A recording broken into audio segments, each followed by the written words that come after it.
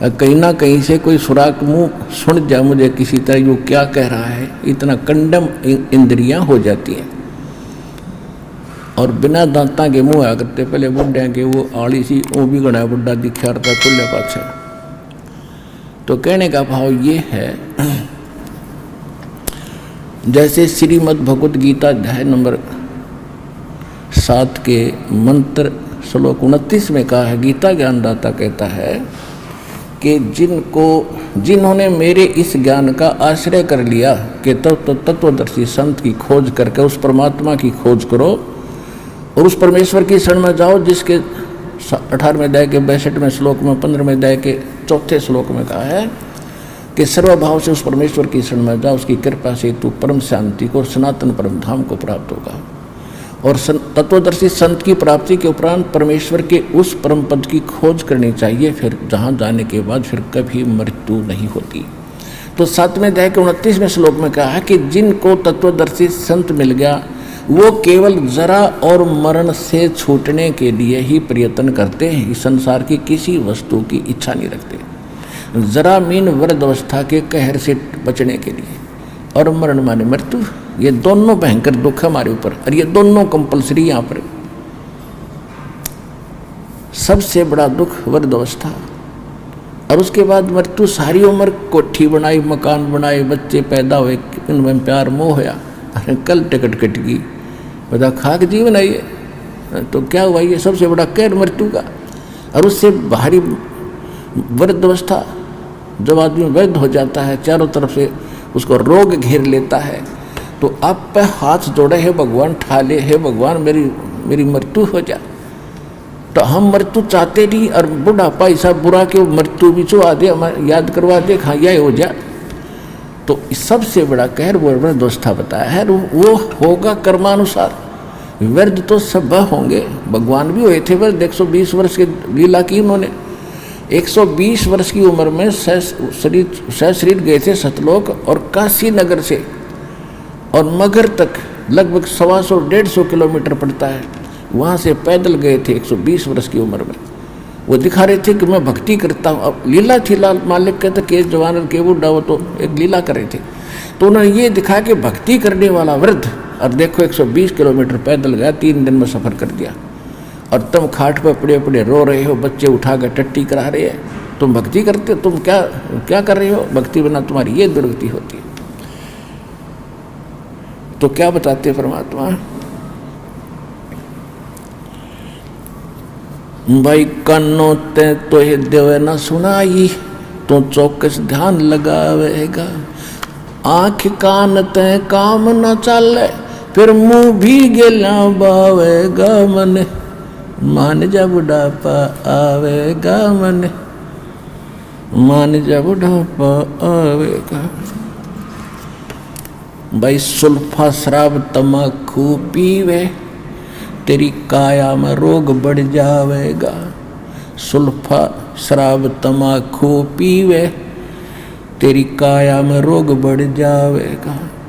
गले फेफड़े खांसी हो जा, पड़ोसिया ने सूते ठावेगा मन, मान जा बुढ़ापा आवेगा मन, मान जा बुढ़ापा आवेगा। भाई जल्दी ले ले नाम गुरु का, और नहीं तो तुझे मनुष्य जन्म मिल जावेगा।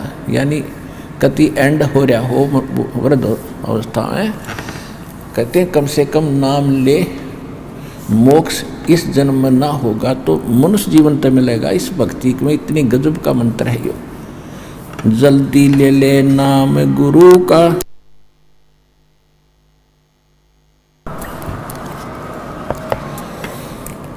जल्दी ले ले नाम गुरु से, तो ये मनुष्य जन्म मिल जावेगा। रामपाल तेरा सतगुरु आके, तन फिर भक्ति दरड़ावेगा मन, मान जा बुढ़ापा आवेगा मन, मान जा बुढ़ापा आवेगा। बिना भजन तेरी होवे दुर्गति, तू पड़ा पड़ा पछतावेगा मन, मान जा बुढ़ापा आवेगा मन, मान जा बुढ़ापा आवेगा। तो पुण्यात्मा ये सब प्रकार के जो संकट याद दिलाए जाते हैं ये डेफिनेट है आपके ऊपर। ये तो सबको मालूम है, वृद्ध हो गए, इसने तो को ना करे नहीं सकता। ठीक है, बीच में मर जाए वो दूसरी बात है, मरने के बाद कौन सा किला टूट गया, जब भक्ति ना करी अगले जन्म में गधा बन के तो टांग टूट के पड़ गया, पड़ा पछताओगा। तो ये सभी आने वाली जो आपदाएं हैं भविष्य में, नेक्स्ट जीवन की, ये सारी सच्ची हैं। हम अज्ञान से घणे परिपूर्ण हो गए, इसलिए हमें ये ना यकीन हो तो कोई बात नहीं, ना हो लेकिन ये सच्ची बातें हैं। और ज्ञान से और प्रमाणों से फिर एक दिन विश्वास भी होगा।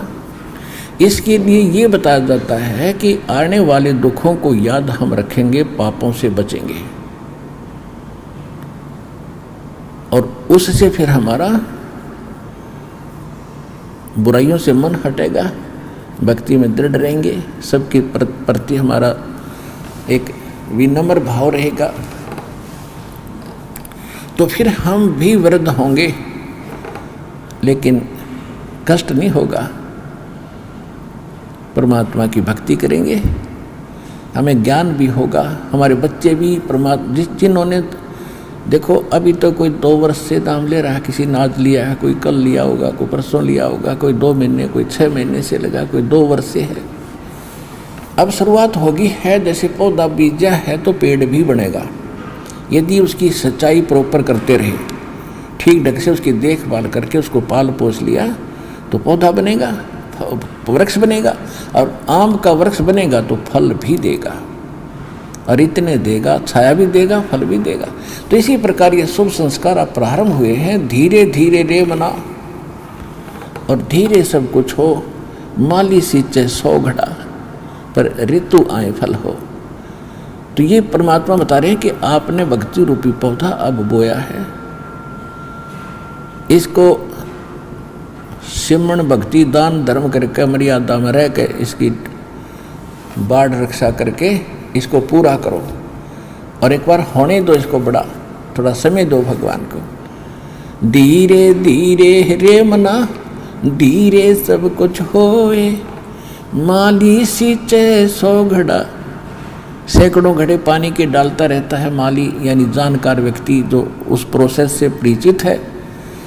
तो वो ये नहीं देखता रोजाना कि आज फल लगे कि नहीं, एक लोटा पानी डाल दिया, अगले दिन देखता फल लगे कि नहीं, उसको पता है कि ये फल लगेंगे पर समय आने पर। तो इसी प्रकार आप जी को ये ज्ञान दे करके ये परिचित कराया जाता है कि जो साधना आपने शुरू कर दी, आज ही नाम लिया है, जो सोचो कल ही बहुत गणा लाभ और घनी बड्डी कोठी बन जावे, ये आपकी भूल है।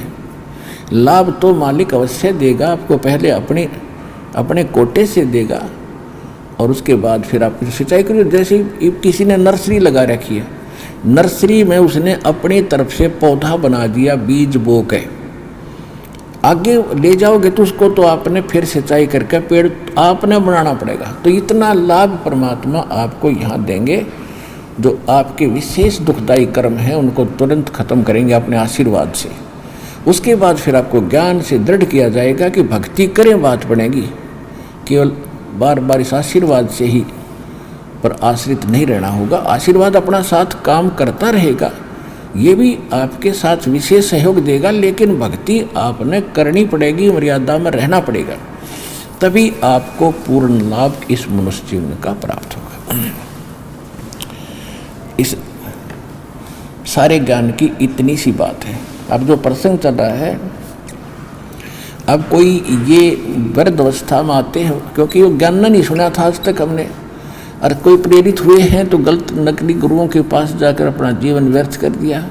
कुछ एक ऐसे भी हैं, जैसे गांव में दास ने खूब देखा है, गांव में 99% व्यक्ति ऐसे हैं जो कति भगवान को नहीं चाहते, क्योंकि ज्ञान से किसी वस्तु की चाह होती है। जैसे गांव में पहले भी बच्चों को पढ़ाना नहीं चाहते थे, कोई शिक्षा नहीं चाहता था, हमने वो भी टाइम देखा है। हमारे जो बूढ़े दादे होते थे वो कहते थे इसलिए तो पाली भेज दे, पशुओं का रुखाला भेज, क्या होगा पढ़ाई की, क्या लेगा पढ़ाई करके। किसी को कहते थे इसको ऐसे कर दो, क्या लेगा पढ़ाई करके, तो उनको ज्ञान ही नहीं था। अब हमने इस शिक्षा का ज्ञान हुआ, तब देख लो सब ने बच्चों को कितनी स्पेशल डाइवर्ट कर दिया उनका दिमाग ना, बच्चे पढ़ाओ, बेटा हो चाहे बेटी। अब उसका ज्ञान हुआ कि इससे क्या लाभ होता है, तो हमने कति समर्पित हो गए, पूरा तन मन धन से बच्चों को पढ़ा रहे। इसी प्रकार जो अब तक ये धारणा बनी हुई थी कि क्या रखा पढ़ाई भक्ति में, अपना करो और खाओ, धंधा करो, धंधा करो खाओ, ये तो जरूरी है, मजबूरी है, ये तो आपकी एक जरूरी काम है, ये भी करना पड़ेगा। जब इसका ज्ञान होगा कि इससे क्या लाभ होते, तो हम इसमें पीछे नहीं रहेंगे। हम बगैर ज्ञान के पीछे रह गए, जिसका प्रतिफल आज भोग रहे हैं। घर घर में कैर हो रहा है, घर घर में दुख हो रहे, खेचा तानी लड़ाई, काल तो यही चाहता है, घर घर में दूत भेज रखे, भूत भेज रखे, ये सब की ऐसे चक्कर बांध रखा है। और जहाँ परमात्मा की भक्ति प्रारंभ हो जाती है, ये भाग जाते हैं वहाँ से, बहुत दूर भाग जाते हैं। हम अपनी गलती से इनको बुला लेते हैं, अपना नियम तोड़ कर, नहीं तो ये वहाँ रह नहीं सकते जहाँ भगवान की भक्ति शुरू होगी।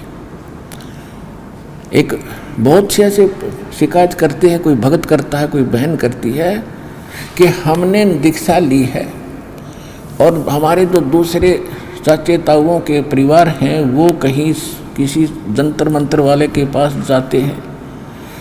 अब उन्होंने देखा कि इनको तो कोई आपत्ति हो नहीं रही, जब तो साज ली आपत्ति थी, उनके भूत कूदे थे, उनके भी कूदे थे। हमारे भक्तों के वो भूत भाग गए, वो फिर सारे एक जगह इकट्ठे हो गए उन्हीं के। तो उन्होंने बताया कि जो तुम्हारा कोई व्यक्ति लेकर आया है नाम वहाँ से बरवाला से, उस कारण से भूत तुम्हारे घर आ गए, उसने तुम्हारे घर भेज दिए। उसने नहीं भेजे, उसने तो ऑल आउट लगा दी, या सच्चे भक्ति की ऑल आउट लगा दी जाती है तो मच्छर उस स्थान को छोड़कर दूसरे घर जाएंगे जहाँ ऑल आउट नहीं होगी। जिसने मच्छरदानी लगा ली, मच्छर उसको नहीं काटेंगे, उसको काटेंगे जो बगैर मच्छरदानी का होगा। तो यह सत्य भक्ति जो दास आपको बता रहे भगवान की बताई हुई है। सतगुरु जो चाहे सो कर ही, 14 कोट दूत जम डर ही, ऊत भूत जम त्रास निवारे है, चित्रगुप्त के कागज पढ़े है। ऐसे समस्त की शरण आपको मिल रही है कि ऊत भूत किसी प्रकार की कोई आपत्ति, कोई पत्र, कोई किसी प्रकार का कोई भैरव भूत बेताल क्यों ना हो, इस मालिक की शरण में आने के बाद भक्ति करने से वो निकट नहीं रहेगा, उसके बस की बात नहीं। जैसे मच्छर उस आ नहीं सकते उस औषधि के आसपास जो घर में ऑल आउट लगा दी जाती है, तो सभी बार भाग गए।